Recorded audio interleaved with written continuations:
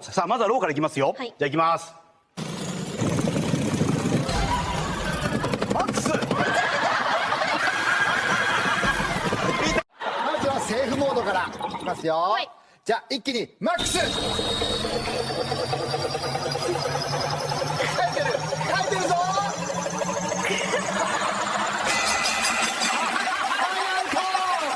さあまずはローからスタート、はい、いきますよマックスおーっと上がった RPM400 超えました耐えられるか耐えられるかアウト出た見事吉いや見事でした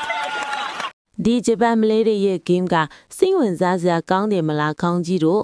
ဘသူပါဝင်စော့ခြင်းတလေပြောခဲ့ကြည့်ခေါင်းကြီးတို့ရင်းနေတစ်ခုခုကြံခဲ့တယ်မလားခေါင်းကြီးတို့မညာနဲ့